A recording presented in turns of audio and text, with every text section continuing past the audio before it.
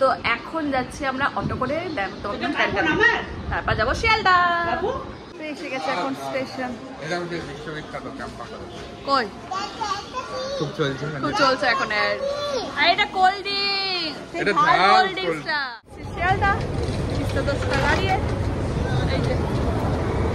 এখন চেঞ্জ হচ্ছে ইঞ্জিন।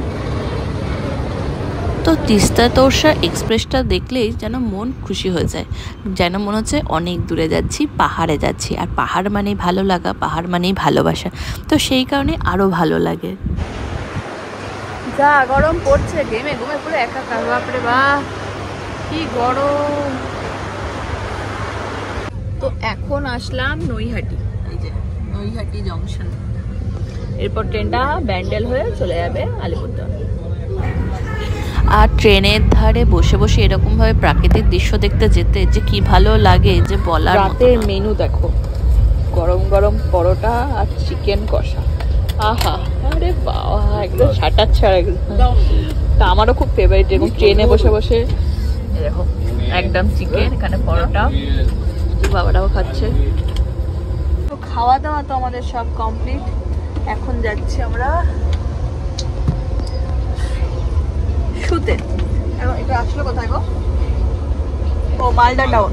বাবা দেখতে দেখতে মালদাও চলে আসলো। ফারাক্কা গেল বুঝতে পারলাম না, তো এবার ব্রিজটা ভালো করে বুঝতেই পারলাম না। কুকুর খাওয়ানো দেখতে দেখতে আর খাওয়াতে খাওয়াতে। তো আমরা এমন সব পেট ঠুসে ঠুসে চিকেন আর পরোটা খেয়েছি যে খাওয়ানোর টাইম মানে জায়গা নেই। এই দেখো কতক্ষণে শুয়ে বসে আছে।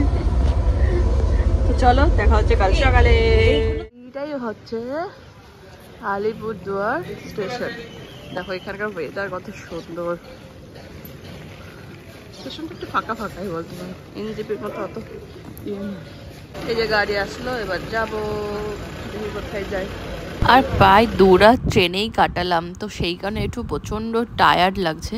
আর এখানে দেখো পুরো জঙ্গলের মধ্যে দিয়ে গাড়িটা যাচ্ছে, তার মধ্যে বৃষ্টি হয়েছে। আর বৃষ্টি হলে গাছের পাতা যা সবুজ লাগে, মানে এক অসাধারণ লাগছিল, অসাধারণ, মানে বলে প্রকাশ করা যাবে না, এত সুন্দর। এত গরমেও এখানকার ওয়েদার এত ভালো, মানে ঠান্ডা লেগে যাচ্ছে লিটারেলি, এত সুন্দর ওয়েদার।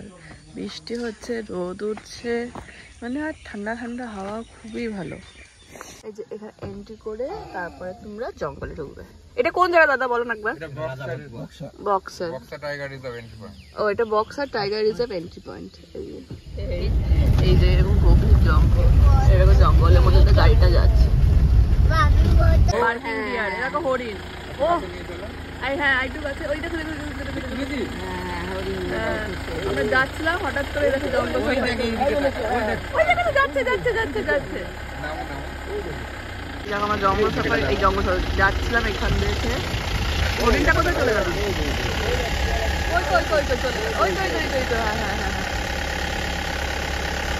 এই রাস্তা দিয়ে গেলে তোমরা অনেক কিছুই দেখতে পারো ভাগ্য ভালো থাকলে। তো আমরা তো ব্যাস গিয়েই হরিণ দেখতে পেয়ে গেলাম। এখন জয়ন্তীতে, এই যে চারিদিকে পাহাড় এইখানটা, আর এই যে সামনে এটা হচ্ছে আমাদের হোমস্টে।